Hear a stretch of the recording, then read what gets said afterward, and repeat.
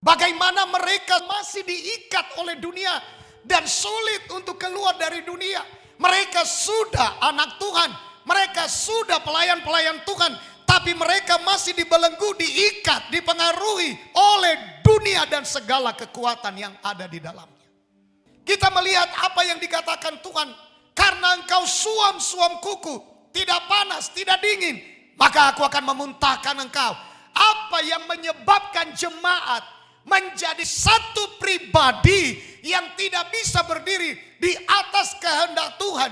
Apa yang menyebabkan jemaat tidak bisa berdiri kokoh, tidak bisa berdiri teguh di atas seluruh kebenaran hukum-hukum Tuhan?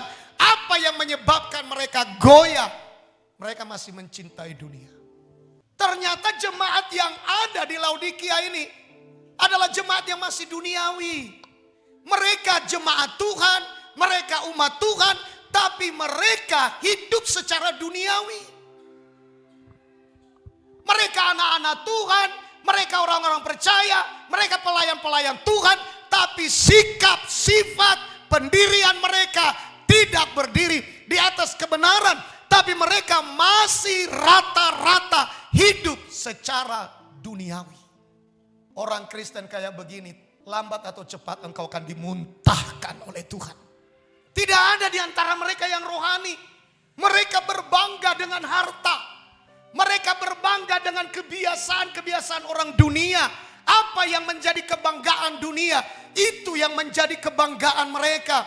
Apa yang merasa hebat bagi dunia, itu kehebatan menurut mereka. Dan sama sekali tidak ada di antara mereka yang merasa bangga mengikut Tuhan. Lebih bangga punya harta. Memang hari-hari ini perlu kita dicerahkan. Kita berpikir kita sudah Kristen padahal belum Kristen. Kita berpikir kita sudah ada di dalam gereja. Kita berpikir kita sudah melayani Tuhan. Tapi sebenarnya kita belum berkenan kepada Tuhan. Hanya masuk dalam kategori orang-orang yang akan dimuntahkan oleh Tuhan. Muntah tidak pernah dijilat kembali. Dibuang untuk selama-lamanya.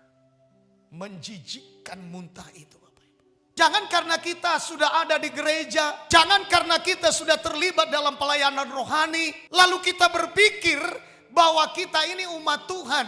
Yang pasti akan selamat. Menjelang memasuki hari kedatangan Tuhan yang sudah dekat ini. Padahal perbuatan kita lebih parah dari orang dunia. Masih seperti orang-orang dunia. Dan posisi kita belum bergeser dari kehidupan orang-orang yang masih duniawi. Datang beribadah pun masih lumayan kalau sungguh-sungguh. Bagaimana kalau ketawa-ketawa? Tuhan mau hargai apa saudaraku?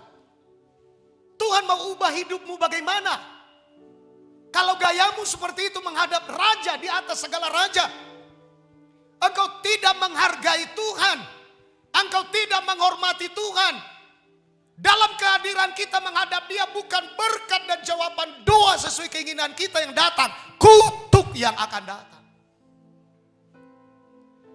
Mari kita bertumbuh dewasa Bapak Ibu. Firman Tuhan berkata, kalau aku ini Bapa, mana hormat yang daripadaku? Mana hormat? Kalau aku ini Bapa, mana hormat yang untukku itu? Kalau aku raja, mana ketaatanmu, gentarmu? Mana? Tidak ada rasa gentar kita terhadap Tuhan itu. Kehadiran Tuhan adalah sama dengan dia hadir lewat firman-Nya. Pada mulanya adalah firman. Firman itu bersama-sama dengan Allah. Firman itu adalah Allah. Jadi kalau saudara tidak hormat terhadap firman, saudara sedang tidak hormat kepada Tuhan. Yang menggembalakan kita siapa? Firman. Yang menuntun kita siapa? Firman. Yang mengajari kita siapa? Firman. Hormatilah Tuhan dengan menghormati firman-Nya. Kalau saudara tidak menghormati firman, saudara sedang tidak menghormati Tuhan. Kita mendengarkan firman berarti Tuhan lagi berbicara kepada kita. Hamba Tuhan hanya alat saudara. Dia bukan Tuhan. Gembala yang sesungguhnya adalah Yesus. Hamba Tuhan hanya menjadi corong. Yang sesungguhnya Tuhan itu yang sedang berbicara kepada kita. Tapi sikap kita tidak menunjukkan kita hormat kepada Dia. Sikap kita tidak menunjukkan bahwa kita betul-betul membawa hidup yang kudus dan berkenan akan Dia. Itulah sebenarnya dan sesungguhnya yang menjadi ibadah kita yang sejati di hadapan Tuhan. Sidang jemaat Laodikia ini terikat akan kekayaan. Dan inilah yang dilawan oleh seorang Epafras, roh duniawi dalam sidang jemaat. Karena ketika dicungkil ini, maka mereka akan berontak, mereka akan melawan, mereka akan protes, mereka tidak bisa terima. Ketidaktaatan saudara terhadap firman, itu adalah ketidaktaatan kita terhadap Tuhan.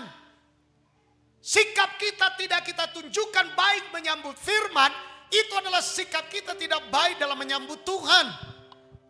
Itu makanya orang yang memperhatikan firman, imannya pasti akan lahir, akan tumbuh. Dan orang yang imannya sudah bertumbuh, ia pindahkan gunung, maka gunung itu menuruti perkataannya. Gunung apa? Gunung masalah, gunung problem, gunung kutuk, gunung kegagalan, gunung kesusahan, gunung penderitaan, gunung penyakit, dan berbagai macam yang dilancarkan oleh setan atas anak-anak Tuhan. Tapi anak-anak Tuhan bisa tangkis semua dengan iman yang lahir dari firman yang ia dengar.